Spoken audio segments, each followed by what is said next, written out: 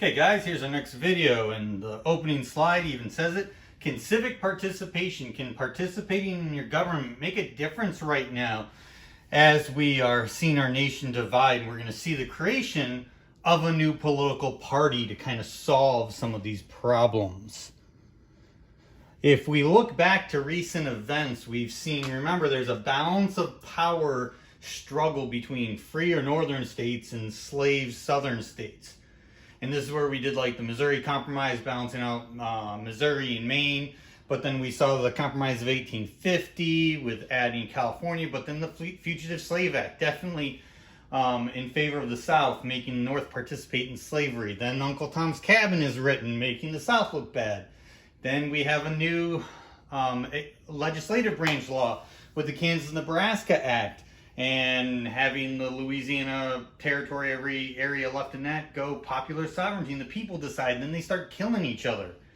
And then we see the judicial branch fail with the Dred Scott court case saying that blacks are not even citizens, not even people, they're property, and that they can't sue and Congress can't make these decisions. So we're seeing the executive branch fail, the legislative branch fail. The executive is nowhere to be found. Nobody wants to take a strong stance.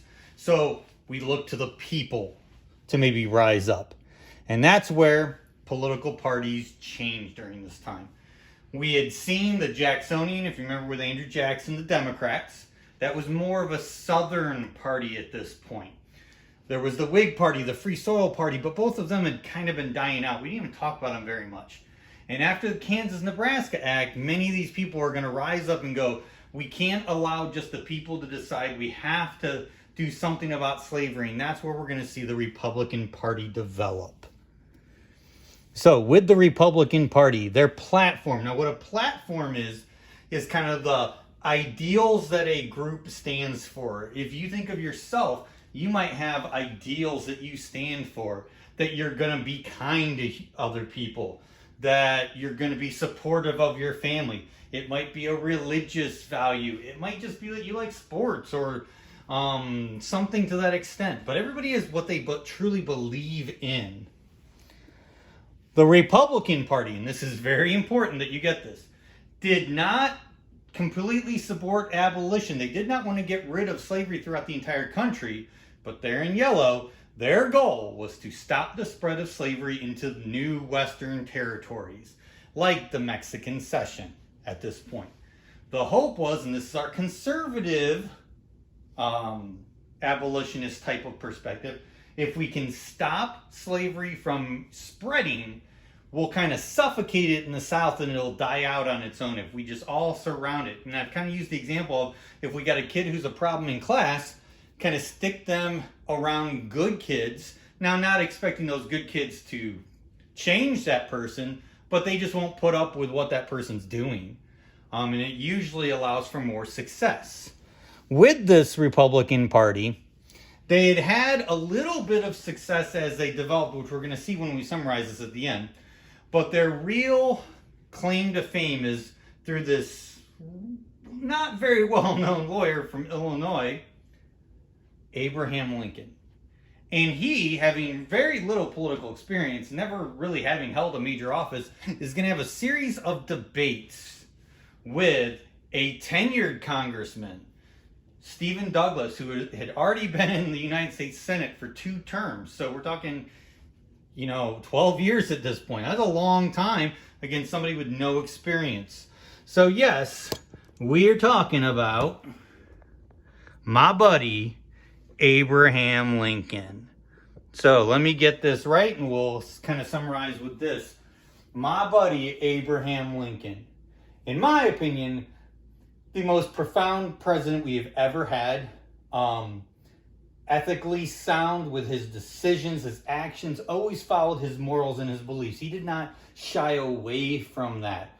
And you're going to do some activities that get you some background on Lincoln and some of the history. And there's so much. There's no way we could cover it all. So with Lincoln, he becomes eventually the leader of this Republican Party. We put, once again, their goal was to stop the spread of slavery, not to just try to end it, to stop the spread of it. Before Lincoln even gets into things, in 1856, the Republican Party had John C. Fremont win 11 of the 16 northern or free states. So that's a pretty big deal. I mean, they're on the scene and they're already getting a lot of people to support them because of their cause. What we're going to look at right now is the 1858 Lincoln-Douglas debates. Because what ends up happening is Lincoln's introduction to things is through debates over him running for a Senate seat. Not for president, for a Senate seat. So, Stephen Douglas agrees to a series of debates with Abraham Lincoln. And it's actually 7 debates through major locations in Illinois that would have been places that people would have wanted to hear them. And they have 2 very different perspectives. Stephen Douglas was the popular sovereignty guy. He created the Kansas-Nebraska Act. Let the people decide. He personally disliked slavery, but his political opinion was we have to let the people decide. He said Lincoln was a radical because of some of the viewpoints that Lincoln had on slavery. And remember, like we said, he had a lot of experience. Lincoln, on the other hand, and this is the best way I can summarize these debates. We could spend a whole 9 weeks just reading all of these debates. There's so much. He questioned popular sovereignty. He referenced the Northwest Ordinance where we had outlawed slavery, just made a government decision. He referenced the Kansas-Nebraska Act where we have people killing each other in bloody Kansas. He attacked the morality of slavery. This is bringing in his personal viewpoint, okay, to a certain extent. Slaves are people, not animals, not ready to give. Now, this is a big thing. Lincoln even said, I'm not ready. I believe that slaves are people, but I'm not ready to give them the right to vote. Equality. And that was where he definitely would have been considered a radical. Maybe Stephen Douglas is a conservative. Lincoln is kind of like a moderate in the middle. And then you'd have people like William Lloyd Garrison, one of our abolitionists from before, as the extreme radicals. So he was willing, this is where Lincoln's politics differed from his personal views, is he realized we have to tolerate slavery a little bit to keep the country together. Now that may not seem fair to you, but his thing was, if we don't keep the country together, we can't solve this. The South's just going to break away, do their own thing, and have slavery forever. And nothing's ever going to get solved with this issue. So, these debates go on, and the results are pretty significant. Douglas wins. He's reelected. And you're like, okay, so what's the point? Well, Douglas wins, but Douglas had been like the face of the Democratic Party.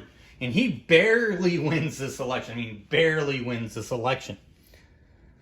Lincoln loses, but people know who he is now. They get exposed to his face. They get exposed to his name through newspaper articles. And everybody's like, who's this Abraham Lincoln, this tall, lanky guy from Illinois talking about slavery and everything? This is where you might get a really weird impression from this last statement. But you can learn a lot from losing. You can get a lot of victories from losing. I know some of you are athletes who are going, no, if I don't win, it doesn't matter. No. You can learn how to defeat the team the second time. You can learn tendencies. You can learn how to better operate with your teammates. There's so much you can learn from losing, the experience of it. And in this case, Lincoln gets exposed to a lot more people who want to hear his opinion. And it gives him the experience of now knowing how to debate on a more national level, which we're going to see 2 years later when he's nominated for president in 1816. We'll get to that a little bit later in the week.